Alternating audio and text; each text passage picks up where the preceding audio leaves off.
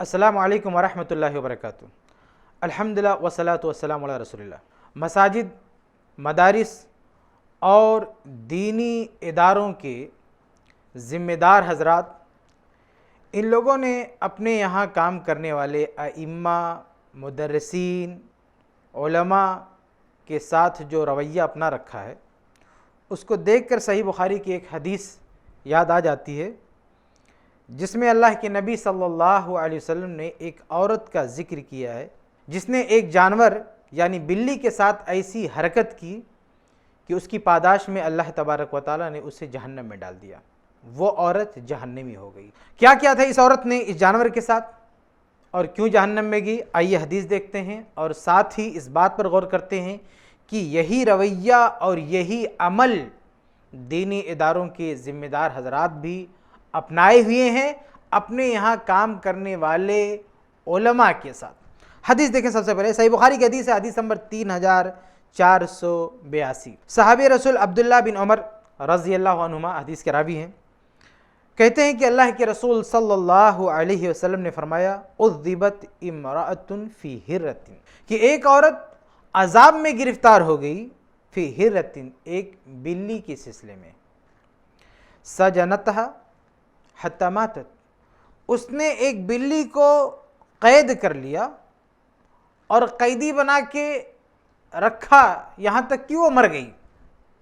फदखलत फ़ीहा अन्नार, तो इस बिल्ली के साथ जो कुछ इसने किया उसकी वजह से ये जहन्नम की मुस्तहिक होगी, जहन्नम में चली गई। अल्लाह ताला ने इसे जहन्नम में डाल दिया।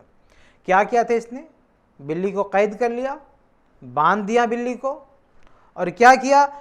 ला हिया अतअमतहा वला सकतहा इज़ हबसतहा। हदीस के अल्फाज क्या है?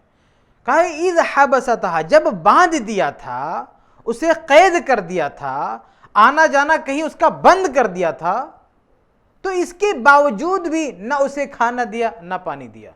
अगर बिल्ली को इसने बांध दिया था, आने जाने पर पाबंदी लगा दी थी, तो जितना खाना उसको चाहिए था, जितना पानी उसको चाहिए था, इस औरत पर लाजिम था कि उसको फराहम करती, देती, लेकिन कैद किया, ना खाना दिया ना पानी दिया, और वला हिया तरकतहा तअकुलु मिन खशासिल अर्ज़, और ना ही उसे आज़ादी दी।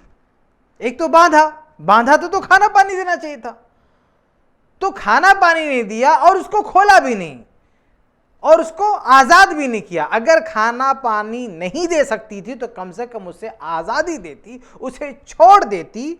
हदीस के अल्फाज है, वला हिया तरकतहा, इस औरत ने उस बिल्ली को छोड़ा भी नहीं, आज़ादी भी नहीं दी कि वो बाहर जाए और तअकुलु मिन खशासिल अर्ज़, और ख़ुद ब खुद जो ज़मीन पे जो दूसरी खुराक है उसकी, कीड़े हैं जो कुछ भी हैं, दूसरी खुराक से अपना पेट भर ले। तो इसकी वजह से वो जहन्नम में चली गई। ये सही बुखारी की हदीस, हदीस नंबर 3482। इस हदीस में क्या मिलता है? इस औरत का जुर्म क्या है? इस औरत की गलती क्या है जिसकी वजह से जहन्नम में गई? गलती यह है कि इसने एक बिल्ली को बांध दिया और बांधने के बाद इसको खाना पानी नहीं दिया और ना इसको आज़ादी दिया। अगर इसके पास खाना पानी नहीं था, इसके पास राशन का इंतज़ाम नहीं था, बिल्ली की खुराक का इंतज़ाम नहीं था, तो क्या करना चाहिए था? आज़ादी देना चाहिए था कि वो जाए कहीं और से अपने खाने पीने का इंतज़ाम कर ले। लेकिन ना खाना दिया ना आज़ादी दिया और वो मर गई, और अल्लाह रब्बुल आलमीन ने इसकी इस जुर्म की वजह से इसे जहन्नम में डाल दिया। अब हम ज़रा अपने यहाँ के दीनी इदारों का हाल देखें, चाहे मसाजिद हों, मदारिस हों, दीनी इदारे हों, वहाँ पे जो उलमा काम करते हैं, आम तौर से क्या होता है, बहुत ही मामूली तनख्वाह होती है। इस मामूली तनख्वाह में इन उलमा का घर नहीं चल सकता है।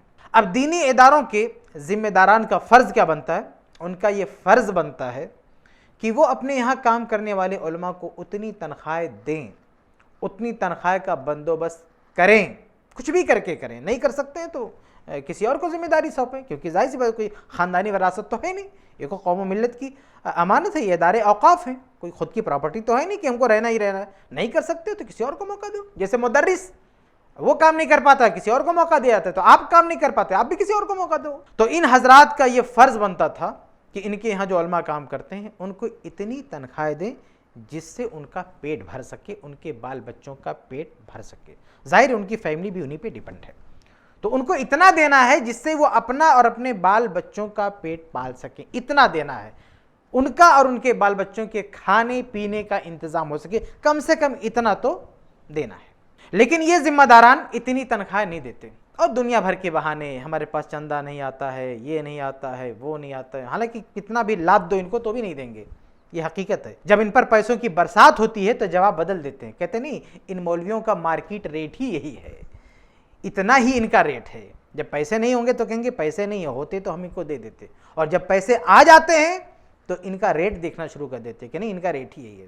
بہرحال کسی بھی وجہ سے اگر یہ ذمہ داران اپنے یہاں کام کرنے والے علماء کو اتنی تنخواہ نہیں دے سکتے جس سے ان علماء کا، ان کی فیملی کا پیٹ بھر سکے، ان کے کھانے پینے کا بندوبست ہو سکے، تو کم سے کم ان کو یہ تو کرنا چاہیے کہ ان کو آزادی دے دیں، یہ کچھ اور کر سکیں، خود جا کے کہیں کوئی اور کام کر کے، پارٹ ٹائم جاب کر کے، کہیں ٹیوشن پڑھا کے، کہیں کوئی اور مشغولیت اختیار کر کے 4 پیسے کہیں اور سے کما لیں.